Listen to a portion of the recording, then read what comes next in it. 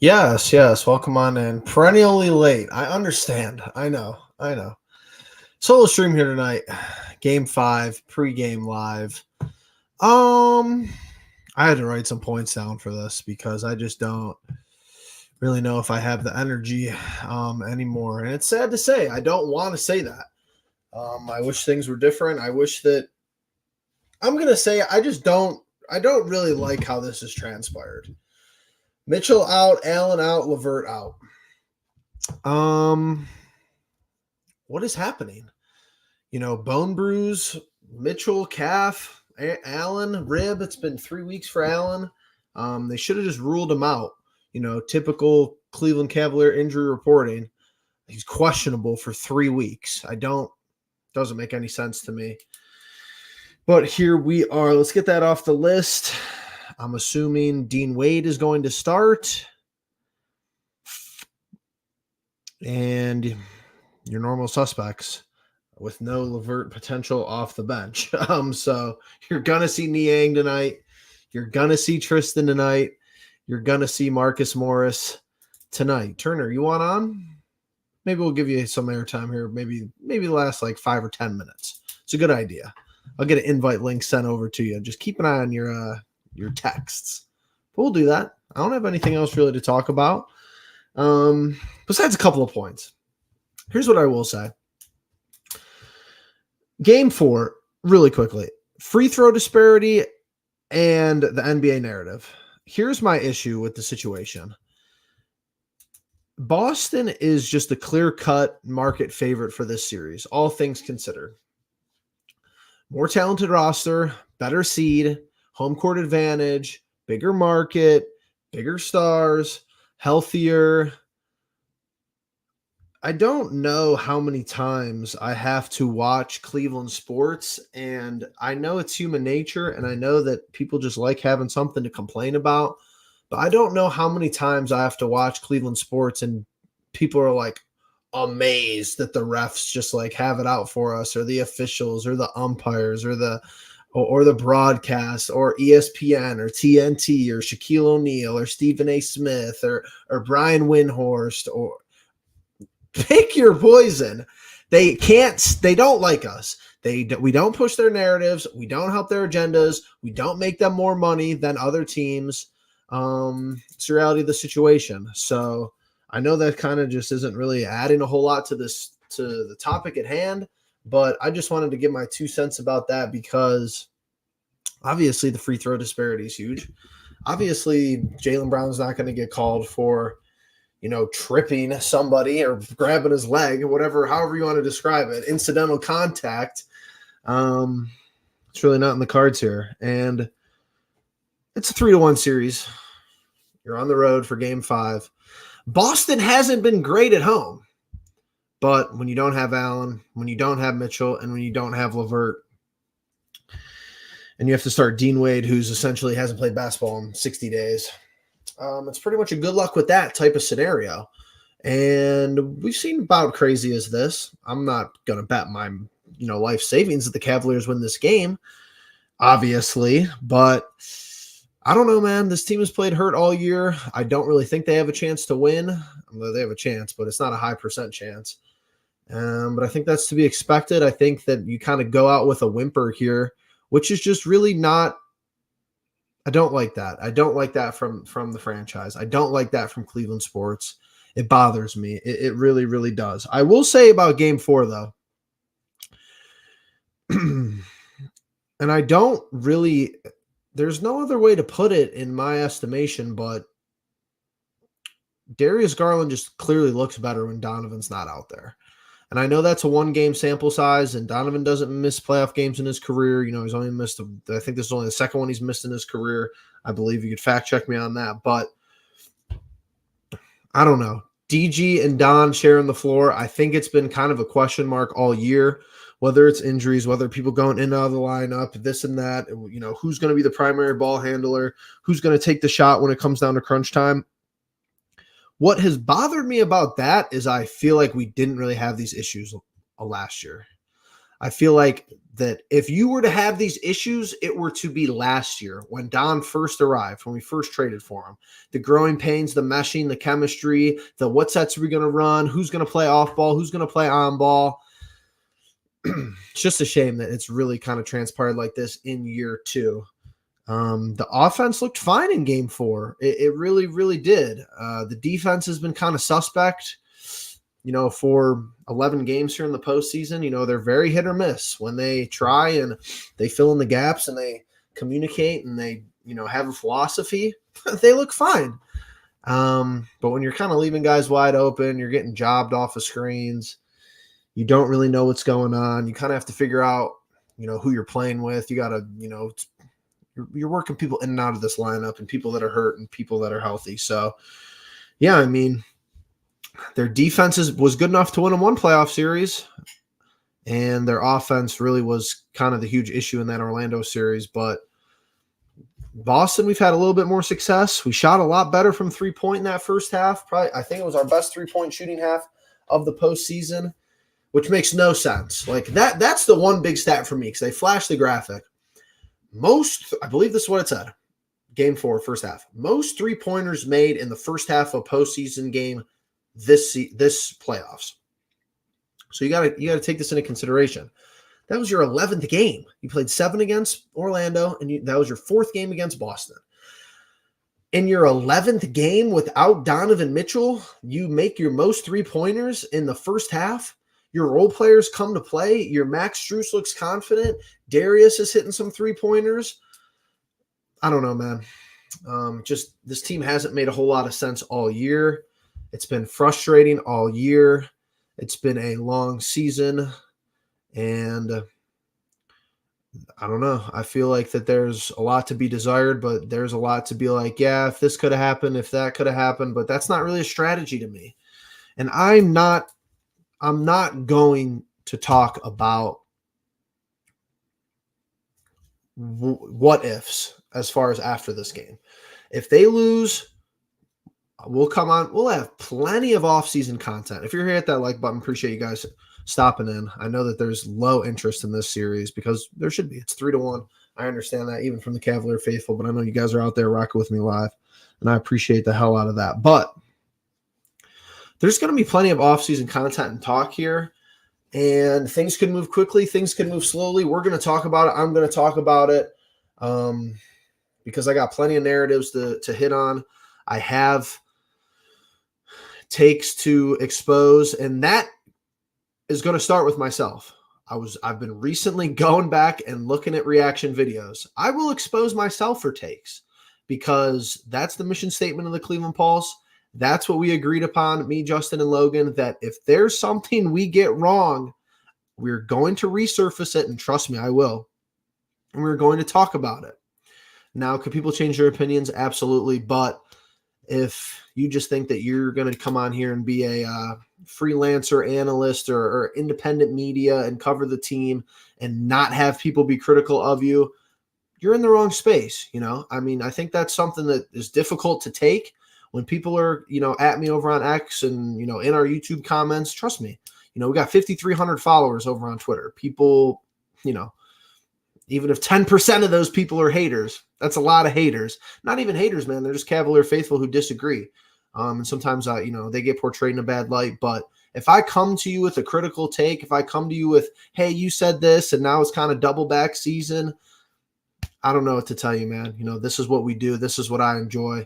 And it's going to be talked about. But like I said, we'll start with myself. If they win, I'll be shocked, likely fall over. But yeah, game 6 back in Cleveland, you renew all hope with the win tonight. Like I said, low likelihood, low percent chance. But I mean, game 6 at home, you're feeling decent, even though you didn't play very good at game 4 at home. And then if you win game 6, it's a game 7, and then anything happens in game 7, albeit on the road.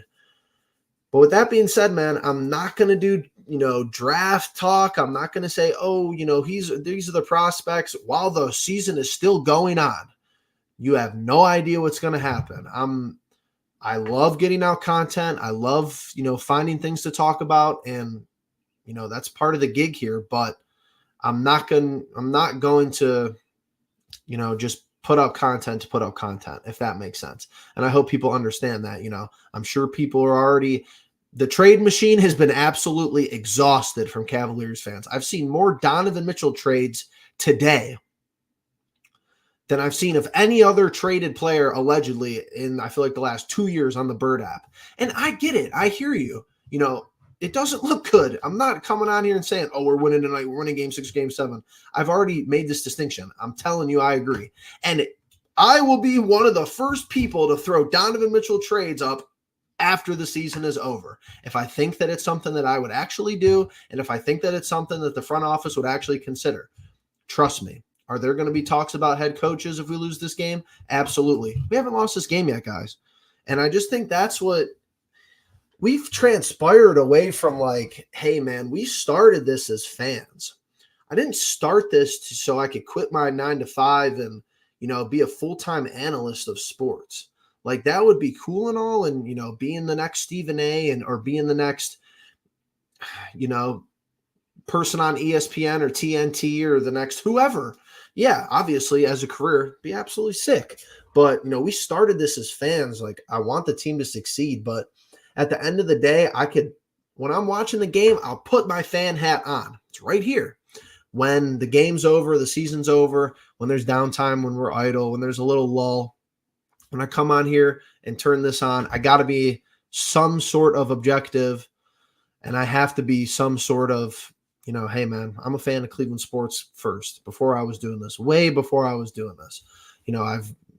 I've had better, relationships and constructed, friendships with people over Cleveland sports way before this started. And this has been a new experience, something that we've been doing for a couple of years here, me, Justin, and Logan. I've gotten close with those guys. I know they've gotten close with me. We've talked to cool people in the community, all, really chill people as far as, personality level. We might not always agree, but, at the end of the day, we were all fans first. And I could say that even though Logan and Justin are not on here, I believe they would agree with me that, the season's not over. Like I said, doesn't look great, but there it is. One little last point here. And I know this is kind of rambling on a tangent. I thought Dean Wade was like okay last game.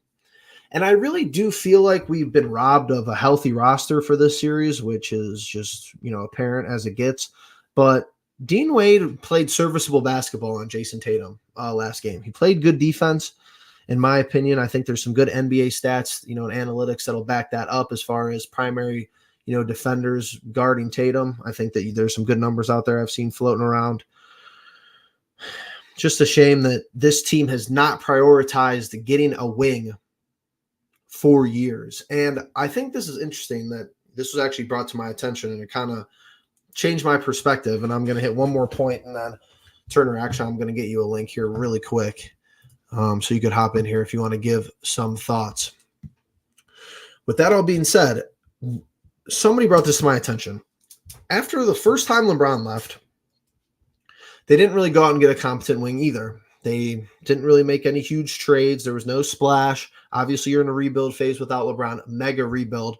But they kind of kept this like dominant wing position open, somebody who could actually threaten defenses on the perimeter, at the middle of the floor offensively, and at the rim. A dominant guy. We all know him. Your LeBron James mold, your Paul George mold, your Kawhi Leonard to an extent when he could stay healthy and be on the court. They didn't really address this position the first time LeBron left. They have certainly not addressed it after LeBron went to Los Angeles. And somebody said that it's kind of just like a failsafe, We did it the first time, hoping he would come back, and you're kind of in the same mold at this juncture. Obviously, he's at Game 4, front row, him and Savannah, Clutch Sports, Rich Paul's in the house. Just weird optics, man. I know that he's the king of leverage, and he wants to put the Lakers' feet to the fire, allegedly, whatever you may have. I will say this on record, though, as far as, because I don't think this really has anything to do with us winning or losing the game to the fullest extent tonight. Can we just be a competent franchise without him? And this is coming from a LeBron fan. This is coming from probably my favorite athlete to ever play any sport is LeBron James. Born and raised in Cleveland. He's from Akron, drafted to the Cavs, leaves, comes back, championship. We all know the story, 3-1. Can we just be a competent franchise without him? He's going to be 42 years old. And no one is taking away the greatness that the longevity and how he's been able to play so long in his career. I get it.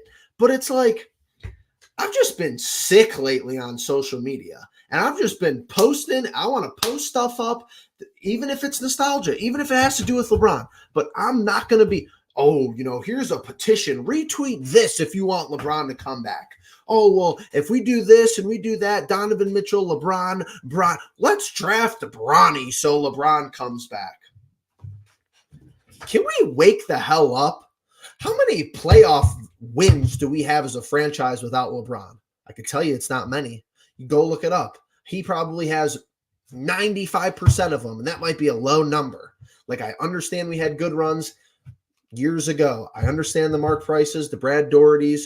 This team right now, hey, newsflash, they've won playoff games this year. I get it. But please, I don't want the LeBron crutch every time he's up on contract and he's played for 30 years and it's, is he going to come back to Cleveland? He's playing front row. And you know what? He can do what he wants. It's his prerogative if he wants to show up to the game. It's whatever he wants to do. And we're going to give him a nice standing ovation. And obviously that's what should be done. He brought a championship to the city. He brought the best memories that this franchise has ever had to this city. And he is the pillar of competence. Why can't you do without him? Why do I have to hear, who would be mad if we drafted Bronny? And I know I'm going off on just broken record at this point, but it's just like, if I was him, I would be disappointed that my example, my legacy, my work ethic, my grind didn't move off to other guys. And I know there's not a lot of guys left from when he played. I understand that. And most of them, like I said, are gone. I get that. But it's like, even the people in the front office, like Kobe Altman was here the last time LeBron was here. Do people forget this? Kobe Altman's front office that he was a part of traded Kyrie. Like, that's another thing. Where is the standard for this franchise? Is the standard Cavalier basketball, or is the standard, LeBron, come and save us? Whatever, man. And I know that really has nothing to do with Game 5, and I'm just getting myself worked up for no reason. But if you're here, hit that like button. Little pregame live here. Game 5 about to tip off here. Probably 10 or 15 minutes. Turner, link is your way. Hopefully you could hop in here. I want to hear some thoughts. I know you've been an advocate of the Garland legacy this series. I think that he played good last game. Probably the best we've seen him in the playoffs all year, in my estimation.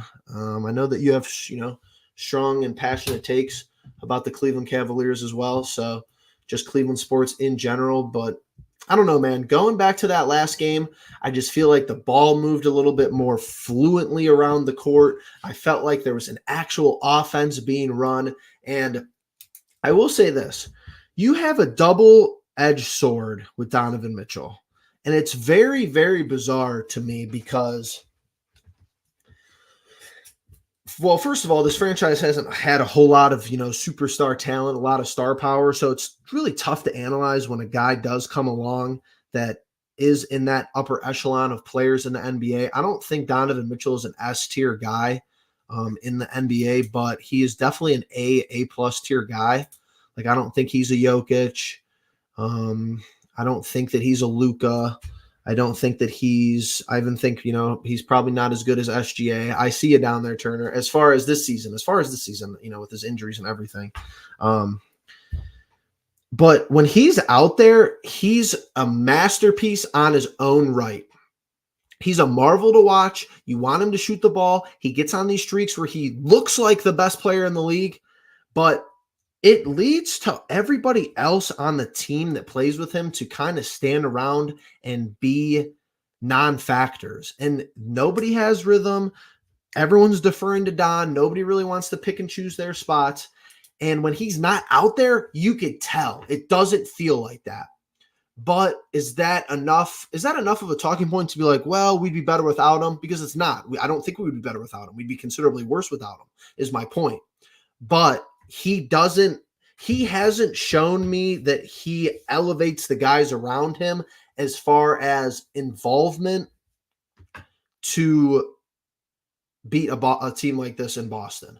And that might be harsh to say because, yeah, other guys have to make shots. Other people have to make plays. And I totally get that. We've been selling them all series. That's why I said it's a weird, like, mental predicament because it sounds like slander toward him, but it's mostly like praise that he's just that much of a taker over of the game, if that makes sense, that everybody else kind of falls out of their own role and their own style of playing.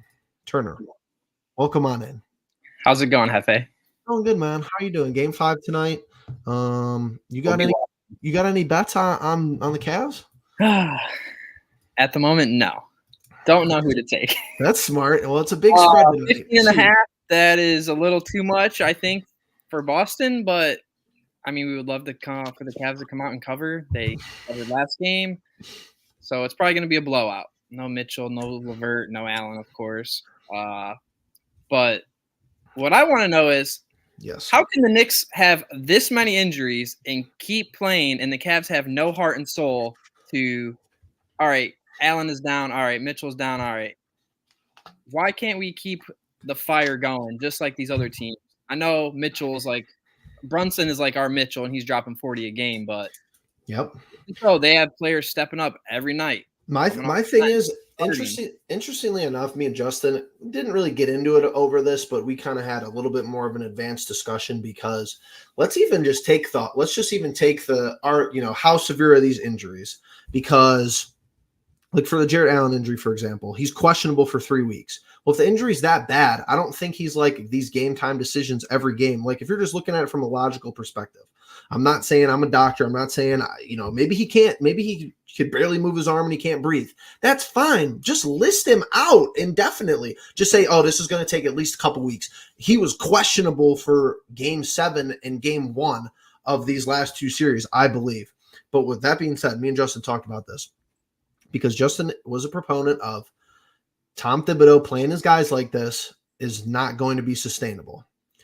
I agree with the sentiment, but if you look at our position, Thibodeau's playing his guys more than us, and we're just as injured, if not more. So I hear you. And then another point with that is, what if we would have gotten the 2 seed and beat the Hornets that last game, and we would play the 76ers who were banged up, who looked very compromised, and then the Pacers who look just as compromised as the 76ers. I mean, well, the Pacers are definitely a better matchup for us in Boston. Magic was probably, toe-to-toe with us. They are great defense and, of course, a really good home team and took us to Game 7. But us versus the 76ers, I feel like would have been an easier matchup versus the Magic. And us versus the Pacers, we could have at least slowed them down. They play zero defense, and that is why all their guys can step up and score. We were playing Magic, top 5 in defense, right? Yep. Celtics, what are they? Top 3, top 5? And they can shoot the 3? They have guys everywhere who could you're correct. Indiana probably has the worst defense left of these teams out of all 4 teams. Here's my thing though, and this is where I'm actually going to come off the top rope and disagree with you. Based off of hypotheticals, I don't know if we win a 7-game series against Philly. You don't think? I think we might have lost. I don't know. That's just my assessment. And honestly, whatever it is, allegedly, or forever, I feel like we'll have like a JB or an Altman interview in like 10 or 15 years, and someone's going to spill the beans that they threw that game or they didn't or whatever. It'll just come out. It'll be some Netflix special, whatever, something, or they'll just be a podcast 10 years, it'll be JB, whatever.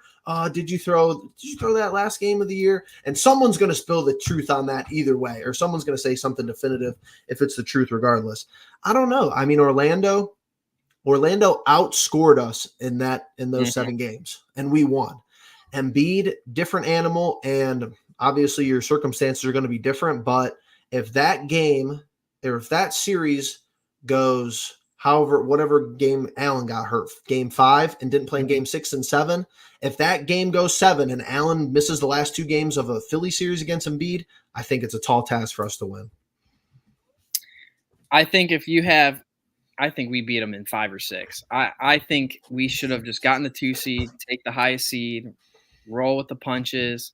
I mean, because you weren't guaranteed playing the 76ers. The Heat could have beat them. That was a close game. True. And then that would have been a cakewalk. The Heat the Heat were devastated with injuries this year too. But I mean, if they would have just won that one game and we would have played them, we would have rolled them in a 7 in probably 5 or 6.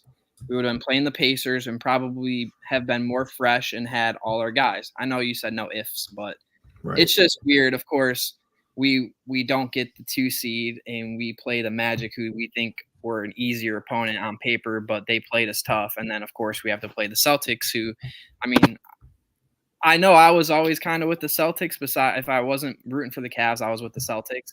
But they look very fraudulent without Porzingis. For sure. And I've been saying this, like, and I know, you're taking away from the Cavs' success and blah, blah, blah. I just don't see how you could see it any other way objectively. Like, there's no juggernaut in this Eastern Conference. Boston is a great basketball team, and they have really, really good players. Don't get me wrong. But like I said, and you can't compare eras, this and that. Same argument with LeBron. Would LeBron have been good in MJ's era? Vice versa. Oh, MJ's giving people 50 a game in this era. Too soft, whatever. And I get that. I understand that you're kind of like apples and oranges, but this isn't a LeBron-led Cavs team. This isn't, some sort of team that's like a Jason Tatum said himself, it's not a super team.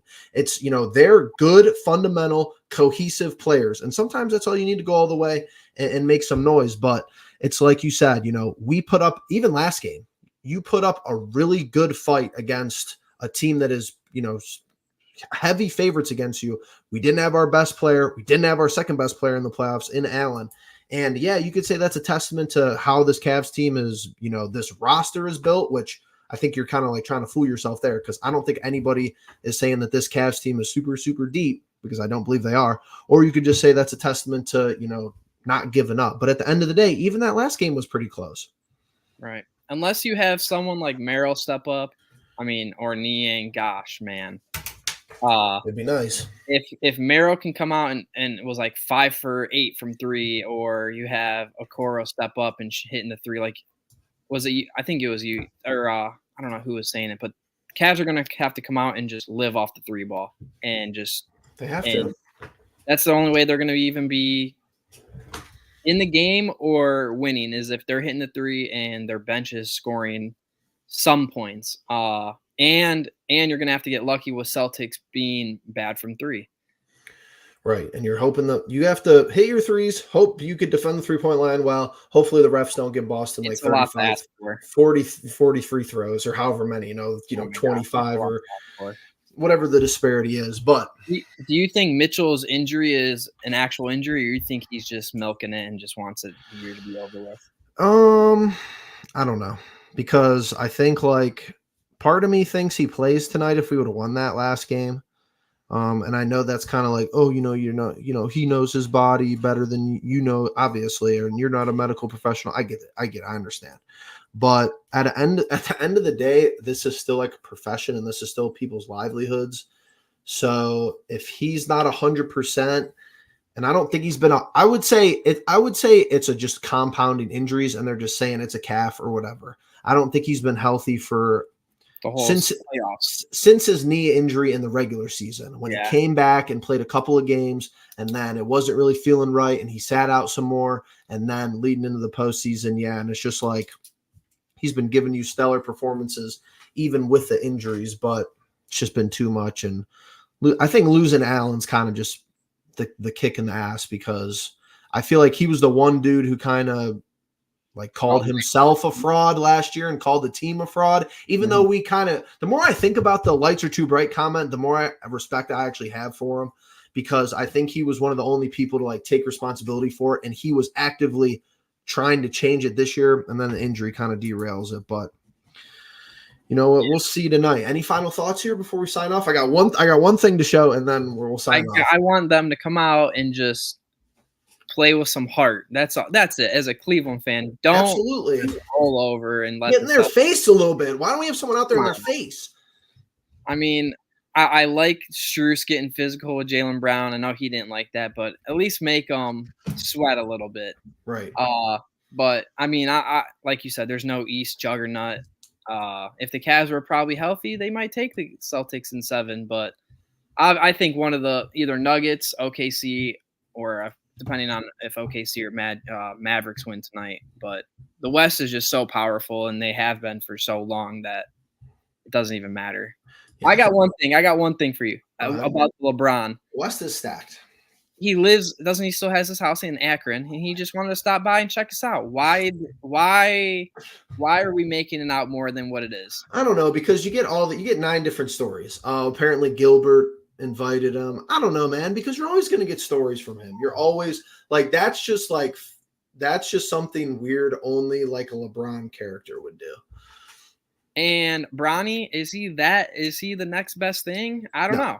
No, he's not. I mean, he's not very good, I don't think. I was watching some of his combine. Yeah, he had a good vertical. He shoots well. Has a very slow windup and very slow shot release. Yes. I'm sure he's got the best handles in whatever.